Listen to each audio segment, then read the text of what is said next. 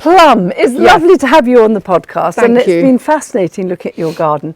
First of all, why are you called Plum? It is a fabulous name. So my parents wanted to christen me Plum, but I think at the time that was considered a little bit too extreme or eccentric. And they knew that obviously there's a plant called a Victoria plum, a plum fruit. Yes. So they christened me Victoria and always called me Plum, and everyone's always called me Plum ever since then. And actually I love the name Plum. It's I love it. beautiful. It's a really lovely plant and a lovely name. Yeah. So this is your front garden, and so you have literally taken this building, Yes, and you've extended it by what sort of percentage? probably by, just trying to think actually, I think 60%. So 40% was there, then added another 60%, and we actually didn't think we were going to get planning permission for everything we asked for, so we asked for more than we thought we were going to get, and we got all of it. So then we sort of built it anyway. Yeah, I love the way you've done this entrance courtyard because it feels so intimate. You've kept the agricultural buildings around, which is lovely. Yeah. So it feels like a real farmhouse. It doesn't feel overdone up. Yeah.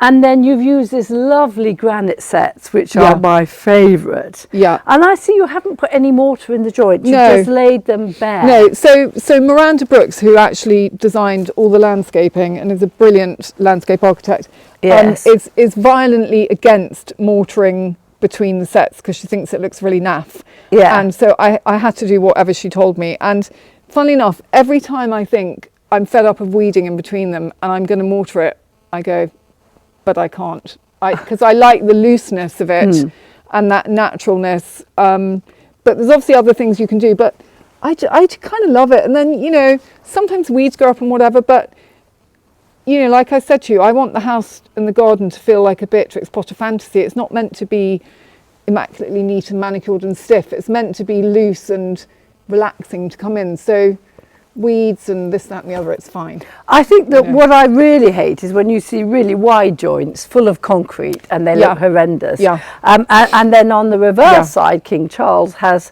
something like a 30mm joint, really wide joint, and he fills them with soil and sand, and he encourages plants to grow in. Yeah. So it's really what you like, I mean, it? one really clever thing I saw at my friend Claudia's house, so she's got the sets and she had so much of it, she was like, I can't have things growing up. And she did a very dark receding mortar. Yeah. So it looked like earth, but she had to mix the colour to get it right. It's quite clever. Yeah. I do think when you sorting the pointing, if you're going to point, you want to match the paving as much as you can and colour it so you hardly notice it, and then you rake it back so it's recessed. Exactly. But then you've got these lovely domes of the yews, with wild plants either side. Bluebells, cow parsley, white bells. Yeah, and then I love viburnum, so there's a viburnum there. There's roses coming up along here. A lot of these roses actually I took from the house I lived in before, so that some of them are quite old. That's a white rose that goes all the way up there in the summer. There's a white clematis over there, another white rambling rose, rambling rector here. So it's meant to be actually in the summer a completely white garden. Yeah. Which is really lovely with the dark green. Yeah. It's gorgeous. No, I think it's a splendid. And all of these yews actually, you know, when I put them in, they were kind of here, and they're really easy to grow yews. Yeah. I only have to do them once a year.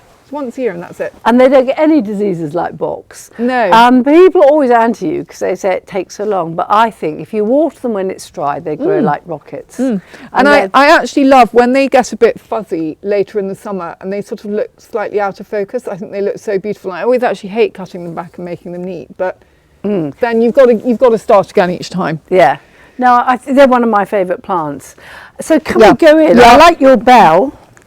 Oh yes, that's good, isn't it? Yes. I think it's from a boat. Is it? Yeah. It's really nice. Yeah. I don't have a doorbell. Because I don't want to be disturbed by all the delivery people. So if I occasionally hear this, oh God, dog coming out. So one person I saw had a bell this big and they hung it on a big post in the courtyard and you just stood there. Clever. And that was so cool. Yeah. Looking up, it looks amazing, doesn't it?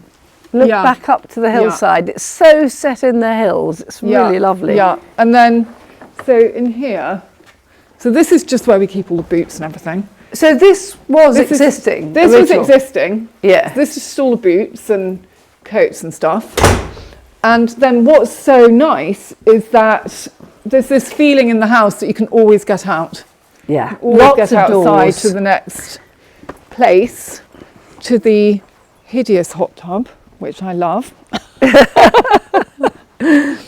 I love my hot tub. And this gorgeous, I love this little terrace. It's so pretty. It's so, so nice. And we haven't got any of the sort of, you know, oh my God, this feels like it's broken.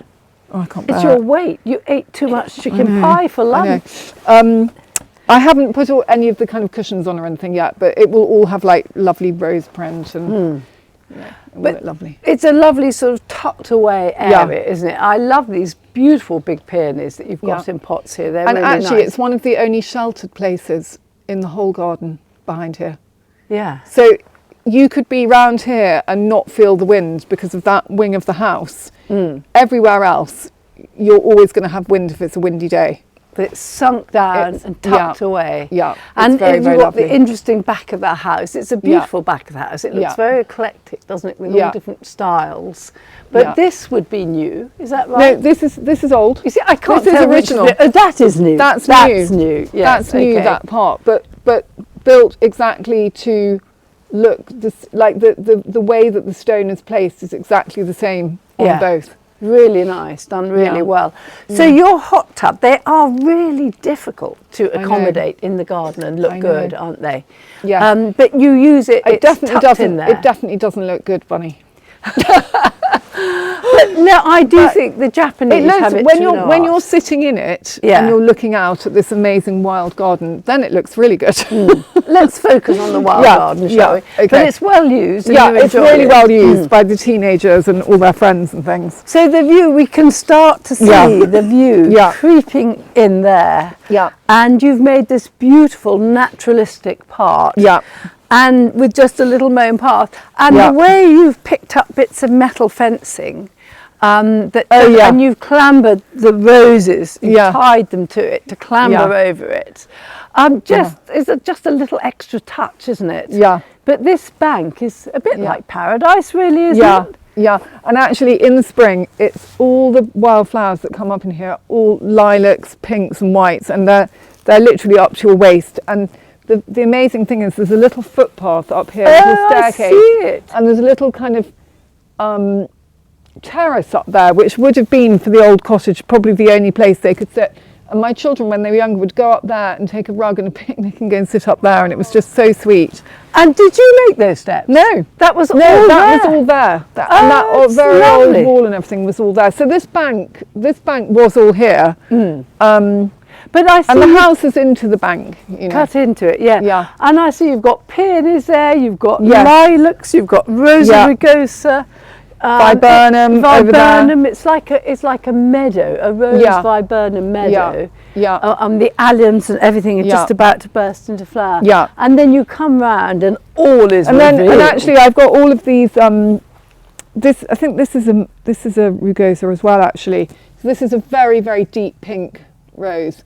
And it flowers again and again, and the smell is quite divine. So is it a Rosary de la Haye, which is a dark? Yes. Yeah, the darker red one, which is really and nice. Then also in here, down low, there are also little roses and things that just suddenly appear like that one. And I just, every time I have a rose and I can't think what to do with it, I just sort of chuck it in the long grass, and they just look lovely. And there's a lilac tree there, which is going to be really good one day. Yeah. And this is actually a little this is a miniature lilac, which was in a pot, and then there was two and one died, so I just thought, just put it in here. And it'll look really nice when it grows a bit.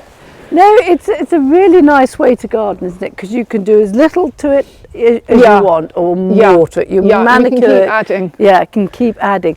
And then you look at this amazing viewpoint over here. Yeah, and it does look stunning, doesn't it? Yeah. Really, really stunning.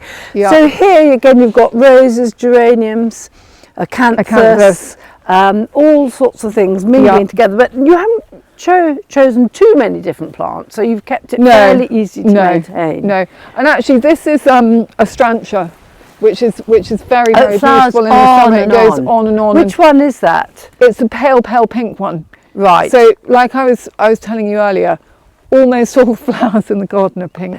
So it's one of my favourite colours. Yes, but you don't wear it. No, not really, not now. No, I like navy now because I'm older.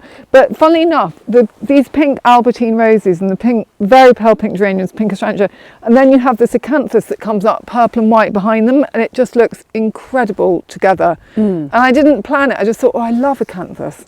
Just put them in. Yes. No, it's a lovely style.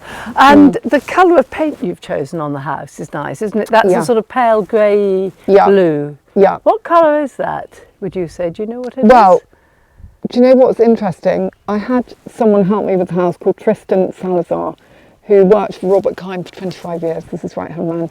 Oh, right. And I said, oh, you know, let's paint the windows blue, and went out and bought all sorts of different blue paint. And he said, I'm going to make you one. So he made it. And the reason it's so nice is because it's got lots of burnt umber in it, which is a warm colour that warms up the blue.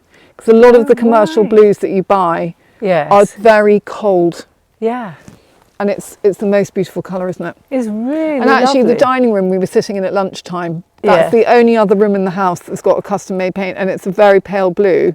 And whenever we tried to buy a blue from the shop, they just didn't have enough of this raw umber. It's interesting because we've recently done the outside of our house, and I've gone to a mid-lead, which is a little bit darker than that. Right, nice. But it works really well, I think, with the stone. Yeah, it and does. also In the with Cotswolds, green. it's nice. Yeah. When your wisteria, your roses come out, Yeah, the and green, that's a wisteria as well. Yeah. And when the green acts with the bluey it's grey really nice. and the stone, they're brilliant. And we're like a month behind here. Have you sort of gathered that because of the height? Well, I didn't know which wisteria you've That's got. a purple wisteria.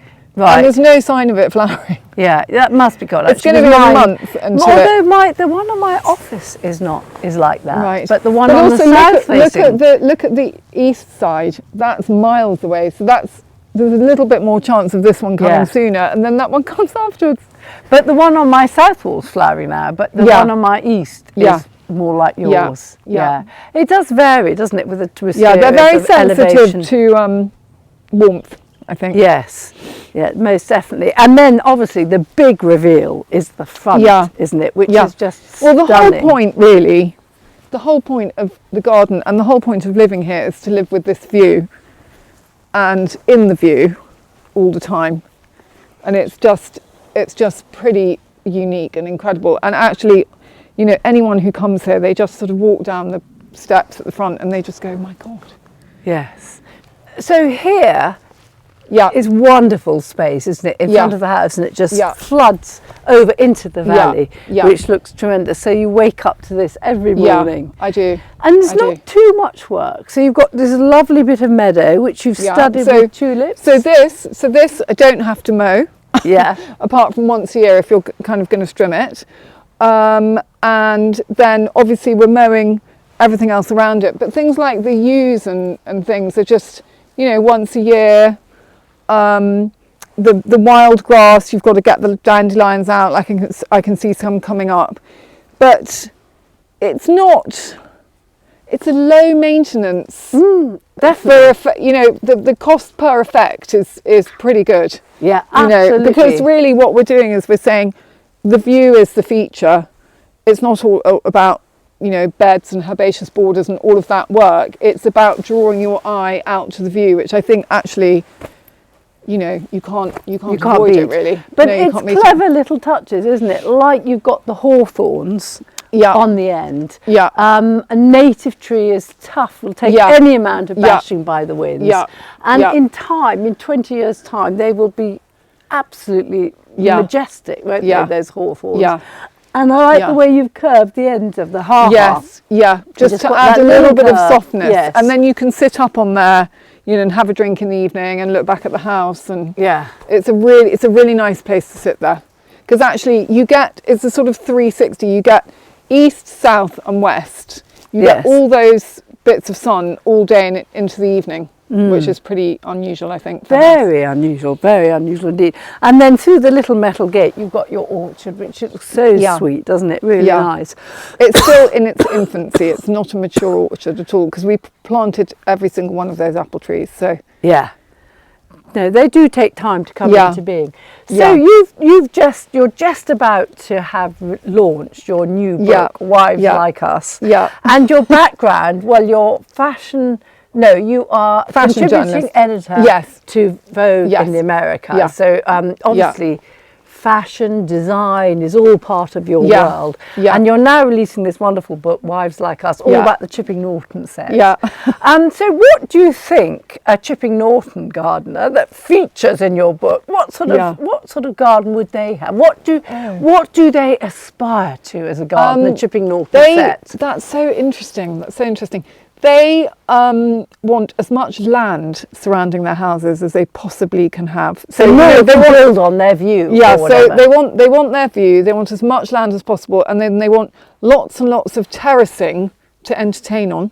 So miles and miles of York stone, miles of places to have fires outside and barbecues outside and cooking fires outside and all that kind of stuff. Yeah, swimming pool, lake for swimming in.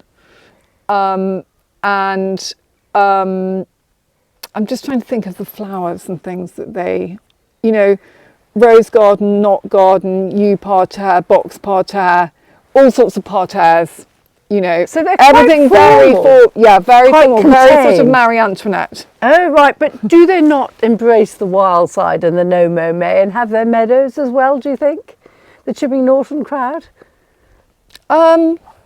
I think it's more of an American aesthetic, actually. It's a little bit more manicured. Oh, right. Over that part of the Cotswolds. It's more like a London version of the country, if you know what I mean. Yeah. Whereas over here, it's much more wild and rural and less managed looking. When you say over here, you're meaning this part of the Cotswolds, this part of the Cotswolds, as opposed to that part of the Cotswolds. As we were saying earlier, the Cotswolds is a huge area, isn't it? Something like 700 miles. I'm sure. I mean, it's a huge area. It goes to Bath up there, and then to where you live, Stamford, Lincolnshire, almost. Yes. But it's the bit that I've written about in Wives Like Us is this bit between Stow-on-the-Wold, which is a really beautiful town, and Chipping Norton, which is a kind of nice market town, and it's that bucolic landscape in between where there's some lovely houses, lovely estates.